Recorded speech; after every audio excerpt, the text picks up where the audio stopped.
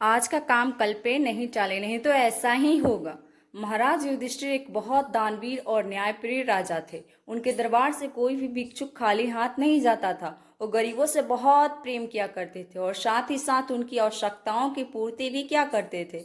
एक दिन जब महाराज युधिष्ठिर अपने महल में एक लोकप्रिय नाचक देख रहे थे, तब एक ब्राह्मण उनके यहाँ भिक्षादान लेने पहुंचे। उस ब्राह्मण ने लोगों से सुना था कि ब्राह्मण बहुत ही बड़े दानी हैं। इस कारण वह भी एक उम्मीद के साथ वहां आया था। जब महाराज को खबर मिली कि उनके दरबार पर एक ब्राह्मण आए हैं और वो भिक्षा चाहते हैं, तब उतने ही समय वे नाचक देखकर दूसरे काम में व्यस्त हो गए थे।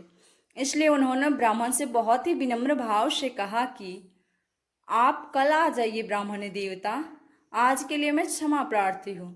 यह सुनकर ब्राह्मण वहां से चले गए। युधिष्ठिर के पास में बैठ उनके भाई भीम ने इस घटना को देखा और तुरंत वो अपने शहर में ढोल बाजे के साथ चिल्लाने लगे कि बधाई हो, मेरे भैया युधिष्ठिर ने आज मौत को जीत लिया। आज के दिन को उन्होंने मौत पर विजय पा ली। ऐसा कहकर भीम चिल्लाने लगे। जब ये बात महाराज युधिष्ठिर के कानों तक पहुंची, तब महाराज ने भीम को बुलवाया और शहर में ऐसा ढिंढोरा पीटने का कारण पूछा। भीम ने कहा, भैया, आपने उस ब्राह्मण को अगले दिन आने के लिए बोला है। इसका मतलब यह हुआ कि आपको मालूम था कि आप 100% कल तक मतलब अगले दिन तक जीवित रहेंगे। इस प्रकार आपने मौत पर एक दिन के लिए जीत हासिल कर ली। इसी कारण मैं इतना खुशी मना रहा हूँ। यह सुनते ही युधिष्ठिर को अपने गलती का एहसास हुआ और उन्होंने फौरन ब्राह्मण को बुलवाकर भिक्षा दान दिया और उन्होंने यह बात गांठ बांध ली कि अब वो किसी काम को कल पर नहीं टालेंगे।